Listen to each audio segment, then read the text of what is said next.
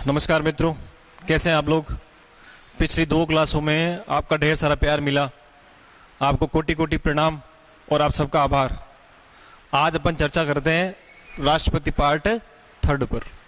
चलिए मित्रों, कल अपन ने देख लिया था पदावधि, राष्ट्रपति की पदावधि। मित्रों, आज अपन सबसे पहले पढ़ते हैं राष्ट्रपति की शपथ। राष्ट्रपति की जो शपथ है अंग्रेजी में ओथ कहते हैं, और जो इससे संबंधित जो अनुच्छेद है वह है अनुच्छेद 60। मित्रों, अनुच्छेद 60 में क्या लिखा हुआ है? अनुच्छेद 60 में 3 बातें लिखी हुई है।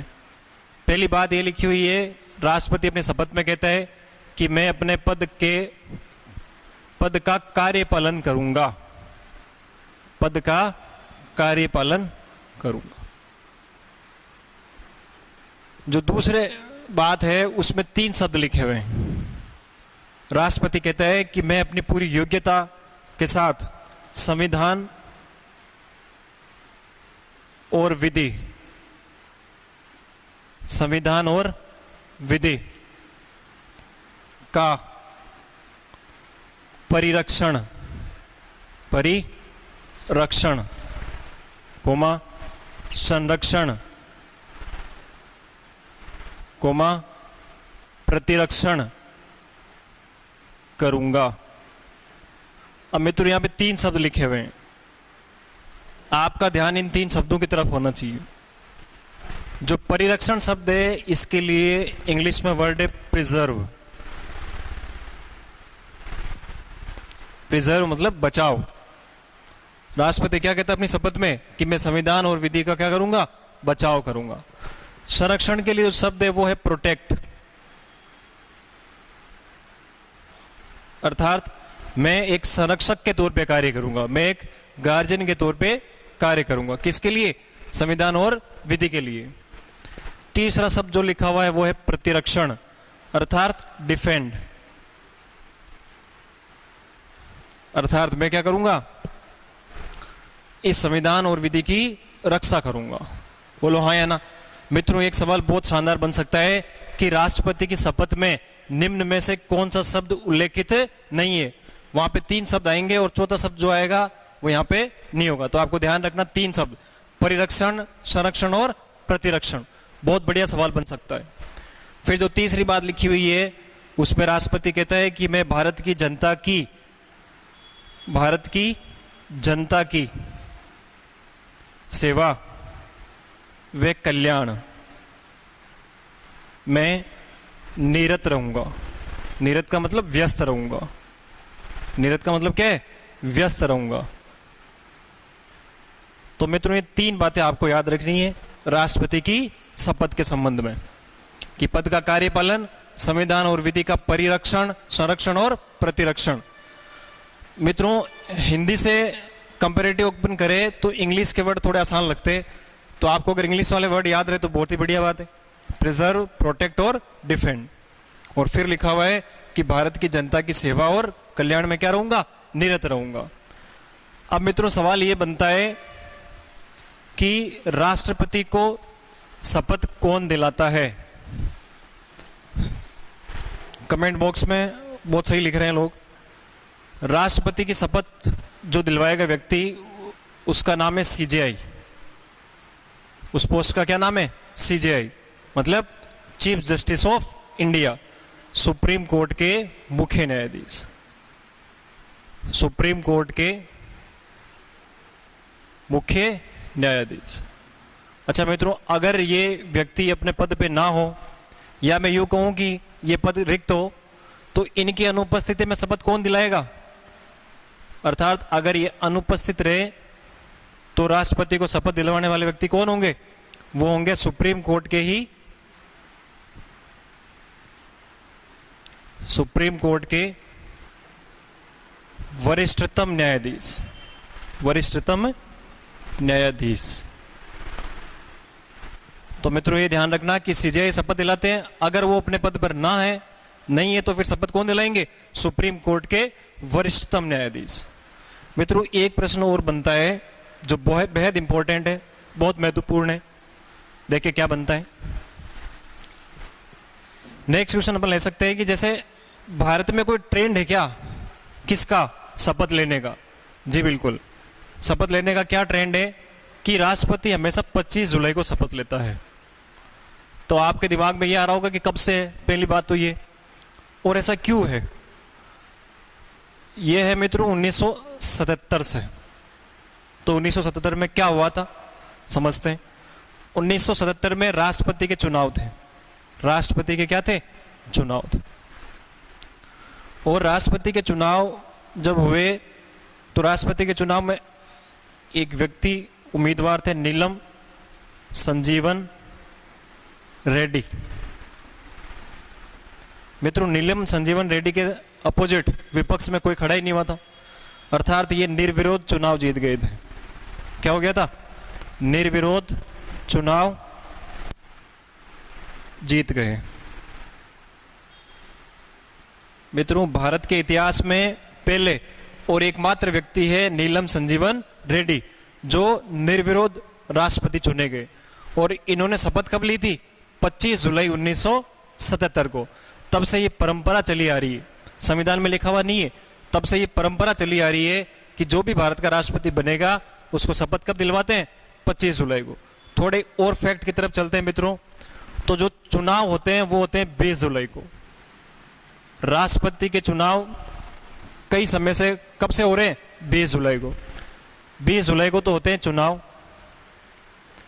22 जुलाई को आता है परिणाम। 22 जुलाई को क्या आता है? परिणाम। और अपन को पता चल गया परिणाम में भाई कौन राष्ट्रपति बना है।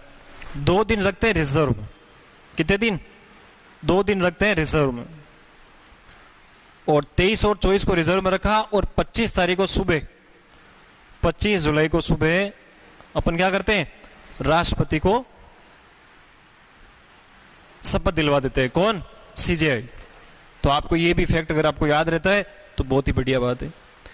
और देखते हैं शपथ के बारे में अपन को कौन सी बात ध्यान रखनी है। मित्रों भारत में 3 ऐसे व्यक्ति हैं, 3 ऐसी पोस्टें हैं, 3 ऐसे पद हैं जिनकी शपथ का उल्लेख कहां कर रखा है? अनुच्छेदों में कर रखा है। शपथ और शपथ का प्रारूप। अब देखें 3 व्यक्ति कौन कौन है। पहले व्यक्ति तो पढ़ ही रहे अपन कि राष्ट्रपति की शपथ और शपथ का प्रारूप कहां है? अनुच्छेद 60 में। Very good. दूसरे जो व्यक्ति है वो है उपराष्ट्रपति। उपराष्ट्रपति की शपथ और शपथ का प्रारूप कहां दे रखा है? यह दे रखा है मित्रों अनुच्छेद 69 में। तीसरे जो व्यक्ति है या जो तीसरी जो पोस्ट है उसका नाम है राज्यपाल। तीसरी पोस्ट कौन है? राज्यपाल की पोस्ट। राज्यपाल की शपथ और शपथ का प्रारूप कहां है?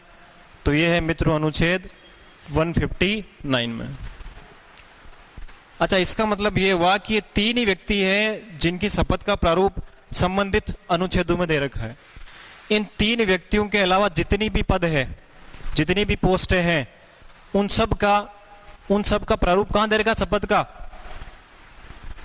शेष जितने भी पद है उन सब का जो शपथ का प्रारूप है वो दे रखा है मित्रों अनुसूची 3 में।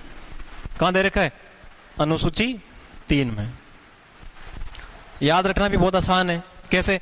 कि 3 लोगों की शपथ और शपथ का प्रारूप तो दे रखा है संबंधित अनुच्छेदों में, और बाकी जितने भी लोग हैं वो कहां मिलेंगे?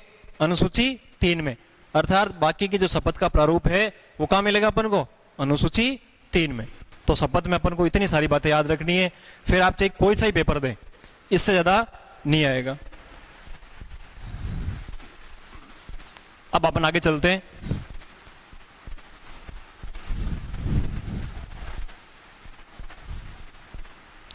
अब मित्रों अपन बात करते हैं महाभियोग की। यहां से बहुत ज्यादा सवाल पूछे गए हैं आज तक। महाभियोग, इंग्लिश में इसको कहते हैं इम्पीचमेंट। क्या कहते हैं मित्रों? इम्पीचमेंट। महाभियोग की जो प्रक्रिया है, पहली बात तो यह है कि राष्ट्रपति पे महाभियोग क्यों लगाया जाता है। तो मित्रों अपन ने अनुच्छेद 56 पढ़ा था। अनुच्छेद 56 में यह बता रखा है कि महाभियोग क्यों लाया जाएगा। अगर आपको क्यों को समझना है तो अनुच्छेद 56 की तरफ जाइए आप, और वहां पे लिख रखा था, क्या लिख रखा था कि संविधान का अतिक्रमण करने पर, संविधान का अतिक्रमण करे अगर राष्ट्रपति, तो राष्ट्रपति के खिलाफ क्या लाया जा सकता है, महाभियोग लाया जा सकता है। बोलो हाँ या ना, बात आई समझ आपको। अब सवाल यह बनता है कि संविधान का अतिक्रमण क्या है, क्या संविधान में लिखा हुआ है कि किस बात को अपन संविधान का अतिक्रमण मानेंगे। मित्रों, संविधान का अतिक्रमण शब्द जो है वो परिभाषित नहीं है। संविधान निर्माताओं ने संविधान के अतिक्रमण शब्द को परिभाषित नहीं किया गया है। तो एक बात आपको यह भी ध्यान रखनी है कि ये जो शब्द है संविधान का अतिक्रमण, ये परिभाषित नहीं है कि किस बात को अपन संविधान का अतिक्रमण मानेंगे। अच्छा, तो इसका मतलब ये हुआ कि अनुच्छेद 56 में लिख रखा है कि क्यों लाया जाएगा महाभियोग। तो अपन ने देख लिया भाई, संविधान का अतिक्रमण करने पर राष्ट्रपति के खिलाफ क्या लाया जा सकता है, महाभियोग। फिर मित्रों अनुच्छेद 61 है। अनुच्छेद 61 में क्या लिख रखा है, अनुच्छेद 61 में लिख रखी है प्रक्रिया, कि आप जो महाभियोग ला रहे हो राष्ट्रपति के खिलाफ, इसकी क्या प्रक्रिया है। तो मित्रों आज अपन देखते हैं अनुच्छेद 61 कि 61 में क्या लिखा हुआ है, प्रक्रिया कैसी होती है राष्ट्रपति के खिलाफ महाभियोग लाने की। अगर आप नोट करना चाहें तो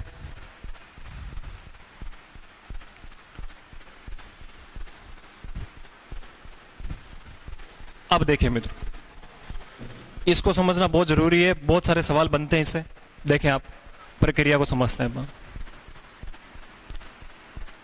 अनुच्छेद 61 और 61 में क्या लिख रखी है, प्रक्रिया, प्रोसेस लिख रखा है। देखें, पहली बात तो आपको यह ध्यान रखनी है कि संसद के किसी भी सदन में महाभियोग का प्रस्ताव लाया जा सकता है। लोकसभा में भी लाया जा सकता है और राज्यसभा में भी लाया जा सकता है। तो अपन ने एक बात देख ली कि संसद के किसी भी सदन में लाया जा सकता है, चाहे तो लोकसभा में ले आओ और चाहे राज्यसभा में ले,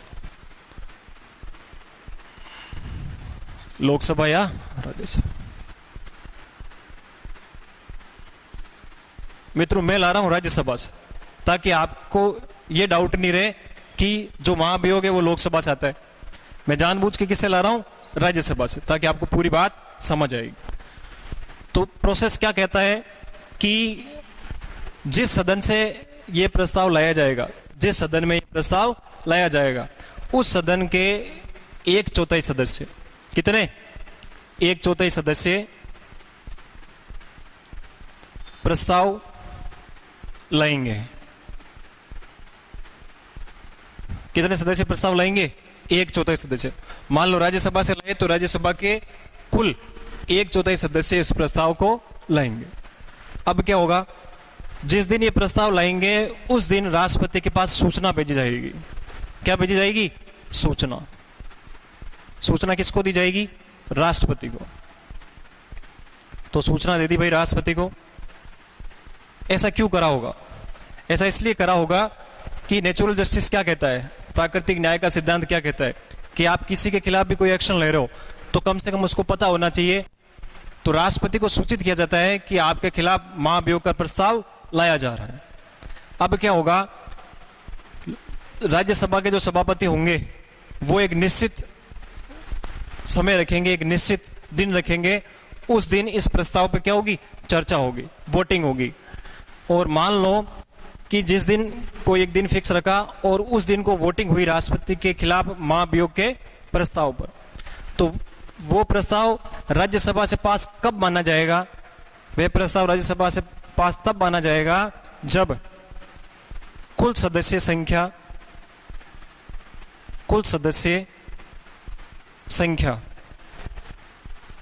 का 2/3 सदस्य हस्ताक्षर करें। उस प्रस्ताव पे क्या हो, 2/3 सदस्य क्या करें, हस्ताक्षर करें या वोटिंग करें। हस्ताक्षर या वोटिंग का मतलब एक ही होता है क्या, कि कुल सदस्य संख्या का 2/3 सदस्य अगर वोटिंग करे तो वह प्रस्ताव क्या हो जाएगा, पास हो जाएगा। क्या प्रस्ताव पास होते ही राष्ट्रपति हट जाएंगे, बिल्कुल नहीं हटेंगे। तो अब क्या होगा, अब यह प्रस्ताव जाएगा किधर, दूसरे सदन में। दूसरा सदन कौन है, लोकसभा। अब ये प्रस्ताव कहां गया? लोकसभा का। अब क्या होगा मित्रों, लोकसभा क्या करेगी? इसकी जांच करवाएगी। क्या करवाएगी? जांच, इन्वेस्टिगेशन करवाएगी, या हिंदी में एक शब्द है अन्वेषण। संविधान में जो शब्द लिखा हुआ है वो है अन्वेषण। जांच करवाएगी किस पे? महाभियोग का जो प्रस्ताव उस सदन से पास होकर इस सदन में आया है, राष्ट्रपति के खिलाफ जो महाभियोग का प्रस्ताव आया है, उस पर क्या करवाएगी? जांच करवाएगी। अब इस जांच में राष्ट्रपति को उपस्थित होने का हक है। राष्ट्रपति अपना क्या कर सकता है? इस जांच में स्पष्टीकरण दे सकता है। राष्ट्रपति को उपस्थित होने का अधिकार है। उपस्थित होने का अधिकार है। अब क्या होगा? इसमें भी वोटिंग होगी। इसमें भी वोटिंग होने का क्या वही तरीका है कि लोकसभा के कुल सदस्य संख्या का 2/3 सदस्य क्या करने चाहिए? हस्ताक्षर करने चाहिए। कुल सदस्य संख्या का 2/3 हस्ताक्षर या वोटिंग करें।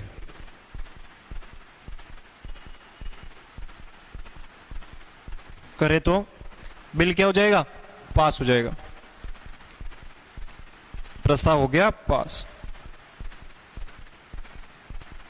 और मित्रों इसमें आगे ये लिख रखा है कि जैसे ही इस लोकसभा के 2/3 सदस्य, कुल संख्या की 2/3 सदस्य हस्ताक्षर करेंगे या वोटिंग करेंगे, प्रस्ताव जिस दिन पास होगा उसी दिन से राष्ट्रपति का पद रिक्त माना जाएगा, या उसी टाइम से उसी दिन से राष्ट्रपति को अपने पद से हटना होगा। बात है आपको समझ में? क्या कि प्रस्ताव किसी भी सदन से लाया जा सकता है। सबसे पहले क्या होगा? जिस भी सदन में लाया जाता है उसके 1/4 सदस्य ये प्रस्ताव लाते हैं, और जिस दिन ये प्रस्ताव लाते हैं उस दिन से 14 दिन का नोटिस दिया जाता है। किसको? राष्ट्रपति को। राष्ट्रपति को ये बताया जाता है कि आपके खिलाफ महाभियोग लाया जा रहा है। फिर क्या होता है कि सदन का जो भी सभापति है या अध्यक्ष है वो क्या करते हैं? एक दिन फिक्स रखते हैं उस प्रस्ताव पे वोटिंग कराने के लिए। जिस दिन रखा और मान लो अगर प्रस्ताव 2/3 बहुमत से पास हो गया, कुल सदस्य संख्या का 2/3, में तो ध्यान रखना उपस्थित सदस्यों का नहीं है, कुल सदस्यों का। जैसे राज्यसभा में आया तो 245 का होगा। 245 का कितना? 2/3। अगर मान लो यही प्रस्ताव लोकसभा से पास करवाना है तो लोकसभा में कुल कितनी सीटें? 545। तो 545 का 2/3। बात आ रही है आपको समझ में? अब मित्रों इस संबंध में अपन को और क्या बातें याद रखनी है वो देखते हैं।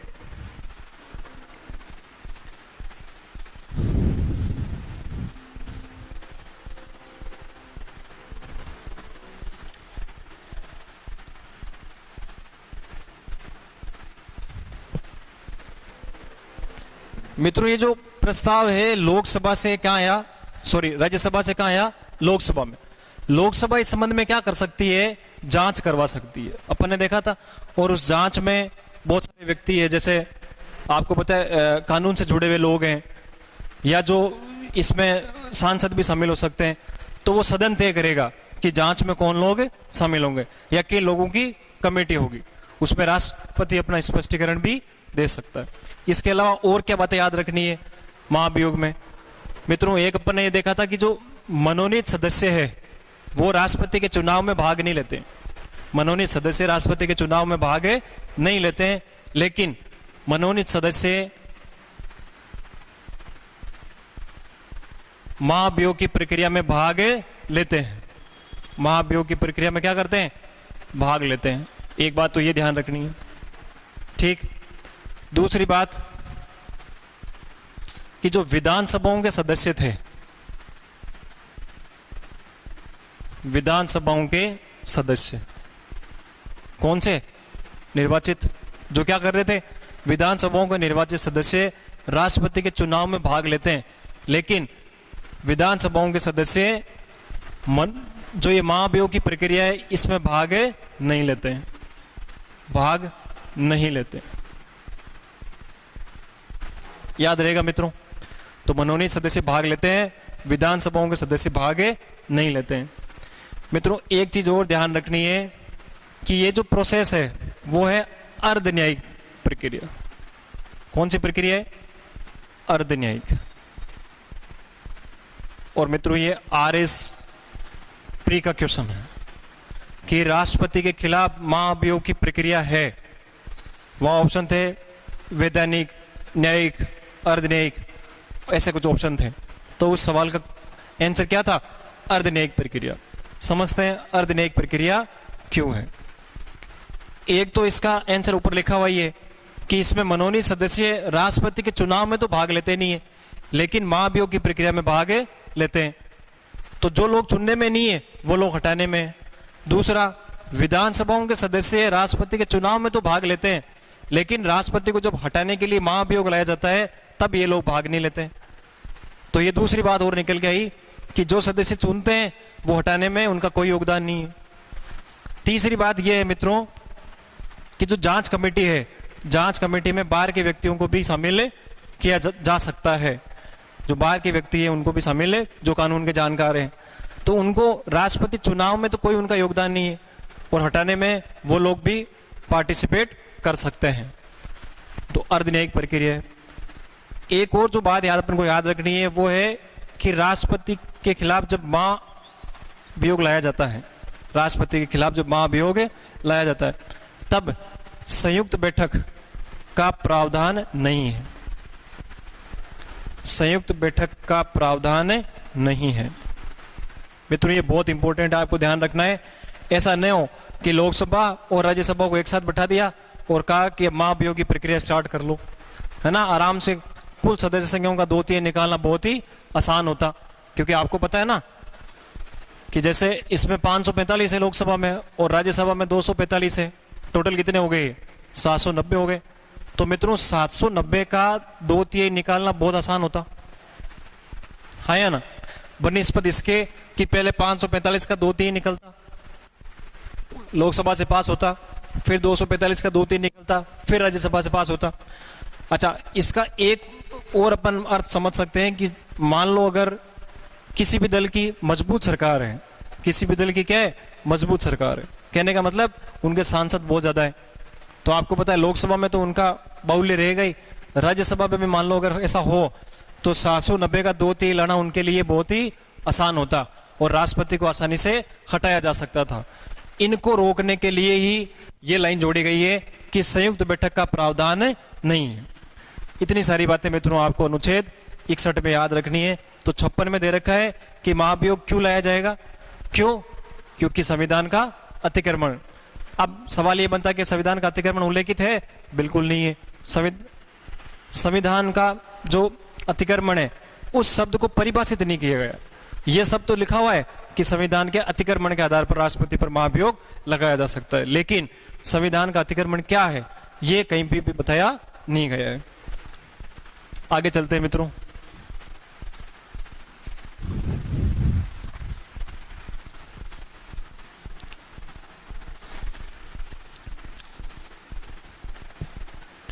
मित्रों पढ़ते हैं अनुच्छेद 62। अनुच्छेद 62 में क्या लिख रखा है? अनुच्छेद 62 ये कहता है मित्रों कि राष्ट्रपति का पद रिक्त हो जाए, पद रिक्ति के संबंध में देखो क्या प्रावधान है। राष्ट्रपति की पद रिक्ति के संबंध में प्रावधान कर रखा है। कहां पे? अनुच्छेद 62 में। मित्रों यह क्या लिखा हुआ है? पहला पॉइंट लिख रखा है कि अगर राष्ट्रपति का पद रिक्त हो गया है और पद रिक्त हो रहा है पदावधि की वजह से। किसकी वजह से? पदावधि की वजह से। पदावधि का मतलब 5 वर्ष पूरे हो गए। अगर पद रिक्त पदावधि की वजह से हो रहा है तो कह रहे हैं कि पदावधि पूर्ण होने से पहले ही चुनाव करवा लो। पदावधि पूर्ण होने से पहले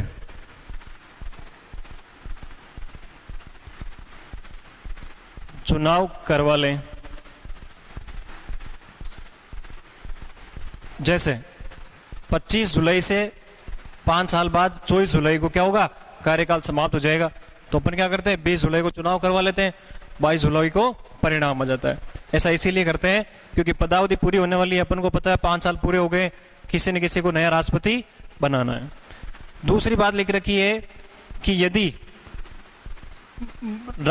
वर्तमान राष्ट्रपति की क्या हो जाए? मृत्यु हो जाए या वो त्याग पत्र दे दे, या उसके खिलाफ महाभियोग महाभियोग लाकर क्या करे, उस राष्ट्रपति को हटा दे, या कोई अन्य कारण हो, या कोई अन्य कारण हो। इन जो 4 कंडीशन लेकर रखी है, मृत्यु, त्यागपत्र, महाभियोग या अन्य कारण। अब क्या होगा मित्रों, अगर ऐसा हो जाए तो क्या होगा? राष्ट्रपति की पद रिक्ति के संबंध में क्या लिख रखा है? चुनाव कब करवाने चाहिए? तो मित्रों ये लिख रखा है, कई लोग लिख रहे हैं कि 6 महीनों में चुनाव करवाने चाहिए, जो कि बिल्कुल गलत कह रहे हैं। क्यों कह रहे हैं? क्योंकि संविधान में साफ साफ लिख रखा है कि चुनाव आपको कराने यथाशीघ्र। यथाशीघ्र का मतलब जितना जल्दी हो सके। आगे लिख रखा है मित्रों कि अधिकतम जो अवधि है चुनाव करवाने की, अधिकतम जो अवधि है चुनाव करवाने की, वो कितनी है? 6 मास। कितने मित्रों? 6 मास यथाशीघ्र करवाने हैं। और ज्यादा से ज्यादा समय कितना ले सकते हो आप? 6 महीने का समय ले सकते हो। कब? जब मृत्यु हो जाए, या त्यागपत्र दे दे, या महाभियोग के कारण हटा दे, या कोई अन्य कारण। ये सारी बातें कहां लिख रखी है मित्रों? अनुच्छेद 62 में लिख रखी है। बात आई आपको समझ? Very good. ये जो यथाशीघ्र शब्द है, इसको अंडरलाइन जरूर करना और इसको स्टार जरूर लगाना। ये कभी भी एग्जाम में आ सकता है कि अगर ये किसी राष्ट्रपति की मृत्यु हो जाए तो उस संबंध में चुनाव कब होंगे? ऑप्शन ऐसे लिखे रहेंगे, यथाशीघ्र, 6 महीने में, 12 महीने में, या इनमें से कोई नहीं। तो वहां पे उत्तर क्या माना जाएगा? यथाशीघ्र, क्योंकि ये शब्द संविधान में लिखा हुआ है। आगे चलते हैं मित्रों।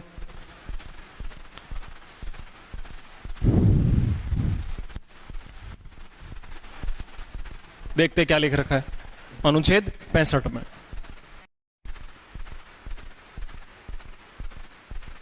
अनुच्छेद 65 क्या कहता है? अनुच्छेद 65 यह कहता है कि अगर राष्ट्रपति की मृत्यु हो जाए, क्या हो जाए?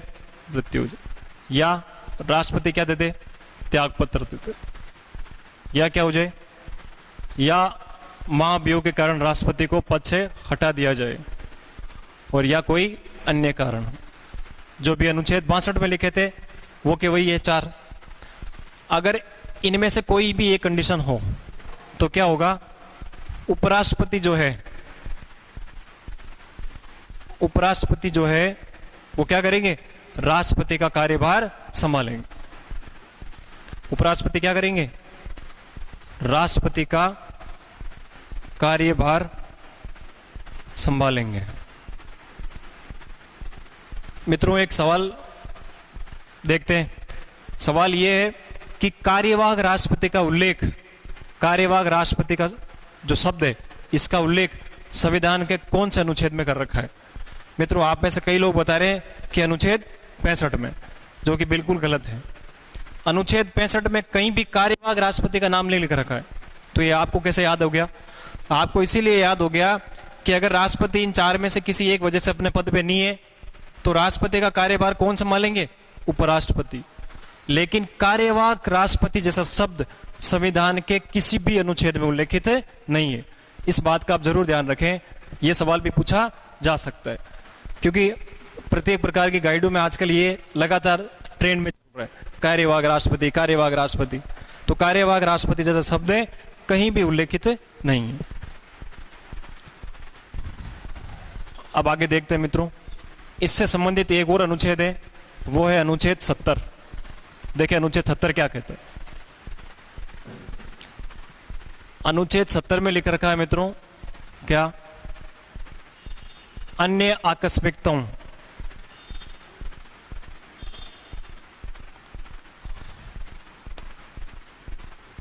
अन्य आकस्मिकताओं में राष्ट्रपति के पद के निर्वहन के लिए संसद उपबंध करेगी। संसद क्या करेगी? उपबंध करेगी। मित्रों ये बात समझने के लिए मैं आपको एक प्रश्न पूछता हूं ताकि आपको ये पूरा कंसेप्ट क्लियर होगा। प्रश्न ये है कि मान लो राष्ट्रपति अपने पद पर नहीं है, मान लेते हैं कि राष्ट्रपति ने त्यागपत्र दे दिया, तो अब क्या होगा? अब ये होगा कि उपराष्ट्रपति क्या करेंगे? राष्ट्रपति का पद संभालेंगे। ये बात लिखी हुई है अनुच्छेद 65 में। इसमें नया क्या है? इसमें नया है कि मान लो अगर उपराष्ट्रपति ने भी अपने पद से क्या कर दिया, त्याग पत्र दे दिया, अब क्या होगा? अब होगा ये कि अनुच्छेद 70 में लिख रखा है कि ऐसी कोई आवश्यकताएं हो जाए तो फिर संसद तय करेगी कि अब राष्ट्रपति की सीट पे कौन बैठेंगे। आप में से कई ऐसे स्टूडेंट हैं जो ये सोच रहे हैं कि अगर उपराष्ट्रपति नहीं है तो सुप्रीम कोर्ट के मुख्य न्यायाधीश को बैठा देंगे। आप कैसे बैठा दोगे? संविधान में कहां लिखी हुई है ये बात? संविधान में कहीं भी नहीं लिखा हुआ है कि अगर उपराष्ट्रपति ना हो या उपराष्ट्रपति ने मान लो त्याग पत्र दे दिया है तो सुप्रीम कोर्ट के मुख्य न्यायाधीश को बैठा देंगे। ये बात संविधान में कहीं उल्लेखित नहीं है। मित्रों, आपको एक वाक्य भी याद आ रहा होगा, एग्जाम्पल से समझाता हूं मैं। 1969 की बात है। कब की बात है?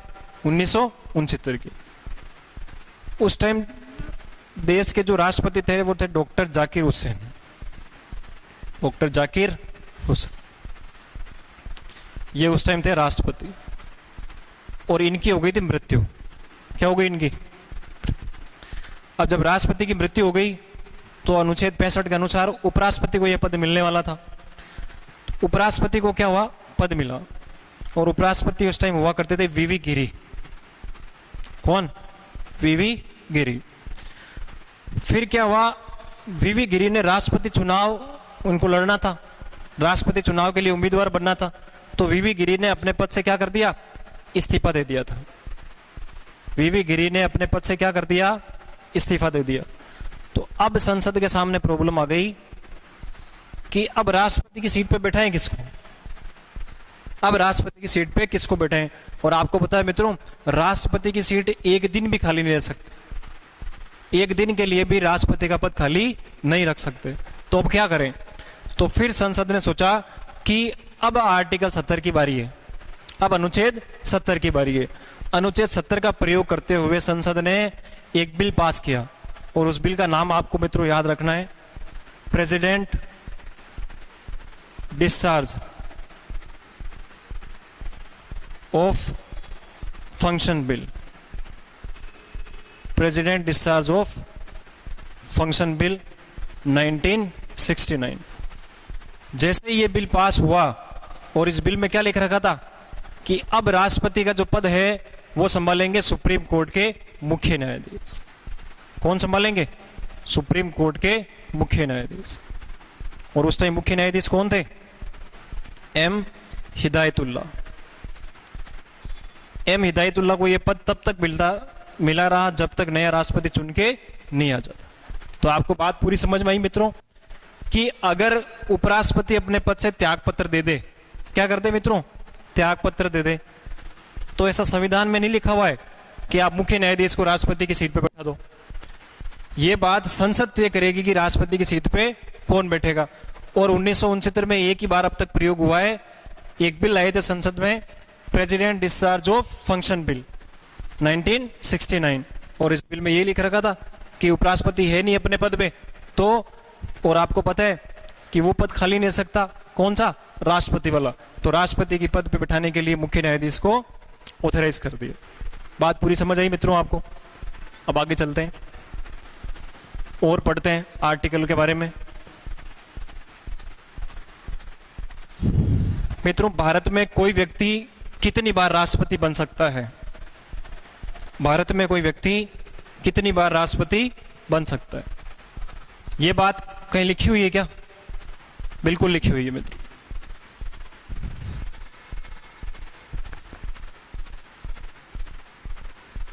पुनर्निर्वाचन, री इलेक्शन, यह बात लेकर रखी है मित्रों अनुच्छेद 57 में। अनुच्छेद 57 का जो भावार्थ है वो ये है कि भारत में कोई व्यक्ति कितनी भी बार राष्ट्रपति बन सकता है, इसका भावार्थ ये। और बाकी अनुच्छेद 57 में लिखा हुआ क्या है, एग्जैक्ट शब्द अनुच्छेद 57 में जो वर्डिंग लिखी हुई है वो क्या लिखी हुई है कि राष्ट्रपति, वर्तमान राष्ट्रपति या पूर्व का कोई राष्ट्रपति के लिए योग्य उम्मीदवार है। मतलब राष्ट्रपति का चुनाव चल रहा है तो चाहे राष्ट्रपति जो या तो पद पे है या वो पहले राष्ट्रपति रहा था, वो भी राष्ट्रपति के लिए उम्मीदवार है। तो इसका भावार्थ क्या निकाला जा सकता है?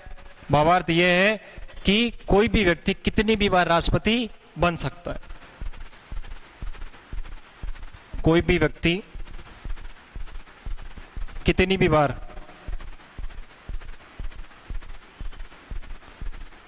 राष्ट्रपति बन सकता है?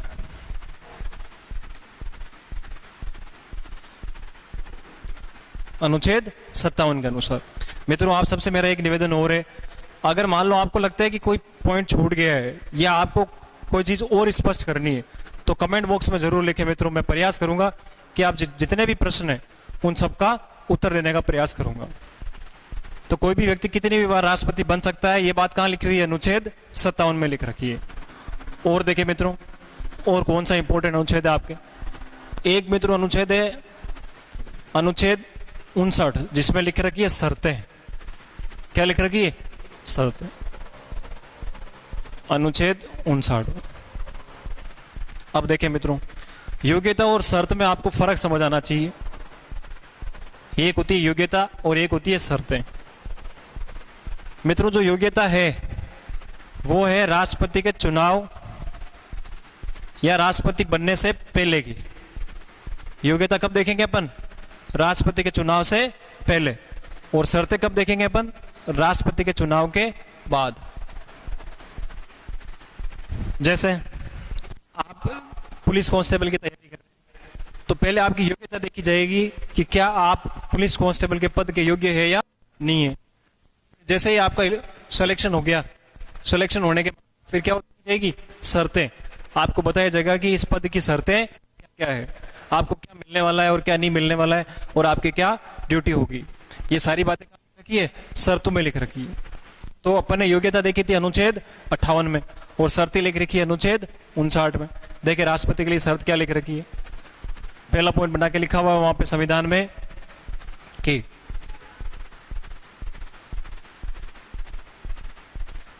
राष्ट्रपति किसी भी सदन का सदस्य नहीं होगा। किसी भी सदन का सदस्य नहीं होगा। इसके आगे लिख रखा है कि विधानसभा व विधान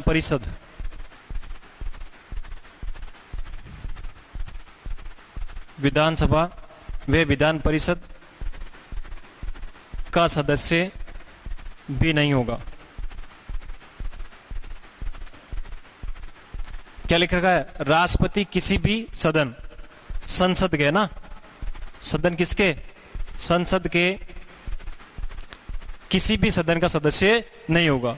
इसका मतलब क्या हुआ कि जैसे मान लो कोई लोकसभा का मेंबर है और राष्ट्रपति के चुनाव में वो जीत गए हैं, तो कल को वो ये नहीं कह सकते कि मैं एक राष्ट्रपति भी बना रहूंगा और लोकसभा का सदस्य भी रहूंगा।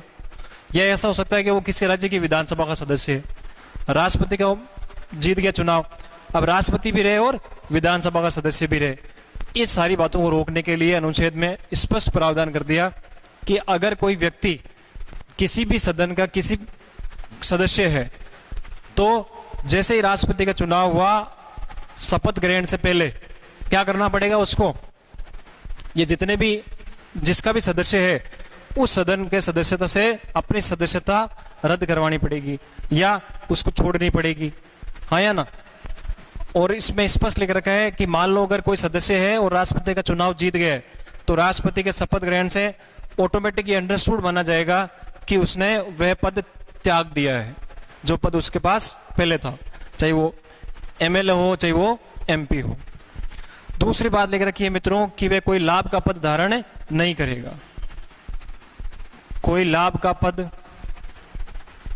धारण नहीं करेगा। मित्रों तीसरी बात जो लिख रखी है कि बिना किराए इनको रहने के लिए एक आवास दिया जाएगा और उस आवास का नाम है राष्ट्रपति भवन। आवास का क्या नाम है? राष्ट्रपति भवन। इनको निःशुल्क मिलेगा रहने के लिए। अब देखें इसके आगे और लिख रखा है कि इनकी जो वेतन और भत्ते हैं, उपलब्धियां, परिलब्धियां और भत्ते जो है वो प्राप्त होंगे। और ये बातें कहां लिख रखी है? द्वितीय अनुसूची में। राष्ट्रपति को जो वेतन और भत्ते मिलते हैं उसकी जानकारी आपको कहां मिलेगी? द्वितीय अनुसूची में, अनुसूची 2 में। कहाँ मिलेगी? अनुसूची 2 में। और इसमें आगे ये भी लिख रखा है कि संसद समय समय पर इनके वेतन और भत्तों को क्या कर सकती है? संशोधित कर सकती है। एक बात और लिख रखी है आगे कि इनके वेतन और भत्ते पद ग्रहण तक कम नहीं किए जा सकते। पद ग्रहण तक वेतन और भत्ते कम नहीं किए जा सकते। वेतन और भत्ते कम नहीं किए जा सकते। राष्ट्रपति की जो शर्तें दे रखी है, राष्ट्रपति के पद की जो शर्तें दे रखी है वो कुछ इस प्रकार है। उम्मीद करता हूं आपको ये सेशन समझ आया होगा। धन्यवाद मित्रों, धन्यवाद।